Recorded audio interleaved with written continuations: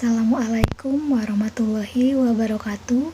Perkenalkan, nama saya Lira Rena Khalifa dari Prodi Akuntansi 2020 Universitas Nusa Putra. Dalam video kali ini, saya akan membahas sedikit tentang pemahaman saya terkait materi peran akuntan dalam organisasi. Akuntan terbagi menjadi 3. Yang pertama, akuntansi manajemen, akuntansi keuangan, dan akuntansi biaya.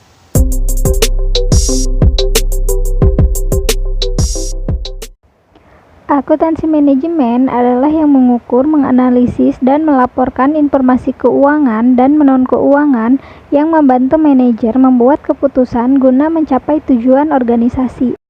Artinya, akuntansi manajemen adalah proses mempersiapkan laporan operasional bisnis yang membantu manajer atau pimpinan membantu keputusan jangka pendek dan jangka panjang.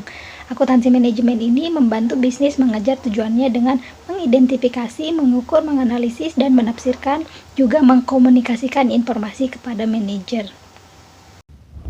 Sedangkan akuntansi keuangan adalah yang mengukur dan mencatat transaksi-transaksi bisnis serta menyajikan laporan keuangan yang disusun berdasarkan pada prinsip-prinsip akuntansi yang berlaku umum. Jadi, akuntansi keuangan ini ialah pencatatan dan pelaporan data serta kegiatan ekonomi perusahaan. Akuntansi keuangan berfokus pada pelaporan kepada pihak eksternal seperti investor, lembaga pemerintahan, bank, dan pemasok. Perbedaan utama antara akuntansi manajemen dan akuntansi keuangan berkaitan dengan pengguna informasi yang dituju. Informasi akuntansi manajemen ditujukan untuk membantu para manajer dalam perusahaan membuat keputusan bisnis yang terinformasi dengan baik. Sementara akuntansi keuangan ditujukan untuk memberikan informasi kepada pihak-pihak di luar perusahaan. Akuntansi biaya adalah yang mendukung akuntansi manajemen dan akuntansi keuangan mengukur biaya perolehan atau pemanfaatan sumber daya. Jadi, artinya pengertian akuntansi biaya merupakan bidang ilmu akuntansi yang berfokus untuk mempelajari mengenai cara atau metode untuk mencatat, mengukur, hingga melaporkan informasi mengenai biaya-biaya yang digunakan selama proses produksi tersebut. Akuntansi biaya ini bertujuan untuk menyediakan informasi biaya bagi kepentingan manajemen agar mempermudah mereka dalam mengelola keuangan perusahaan. Selanjutnya, keputusan strategi dan akuntan manajemen.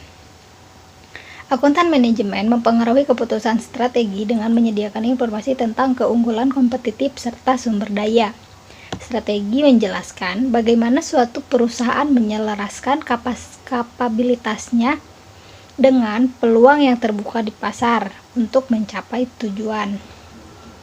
Sedangkan manajemen biaya strategi adalah yang menggambarkan manajemen biaya secara khusus berfokus pada isu-isu strategis yang paling sempurna dan kapabilitas yang baik akan sia-sia jika tidak dijalankan secara efektif. Peran akuntan manajemen dalam mengimplementasikan strategi. Manajer mengimplementasikan strategi dengan menerjemahkan menjadi tindakan dalam menyusun rencana tindakan. Manajer mengumpulkan input dari pelanggan dan mengevaluasi serta menilai bagaimana pesaing akan beraksi. Peran akuntan manajemen dalam mengimplementasikan strategi yang pertama ada rantai-rantai, yaitu ialah rangkaian fungsi bisnis di mana manfaat ditambahkan atas produk dan jasa perusahaan. Di dalam rantai-rantai ada 6 fungsi bisnis. Yang pertama, penelitian dan pengembangan. Yang kedua, desain produk, jasa, atau proses. Yang ketiga, ada produksi, pemasaran, distribusi, dan yang terakhir ada layanan pelanggan.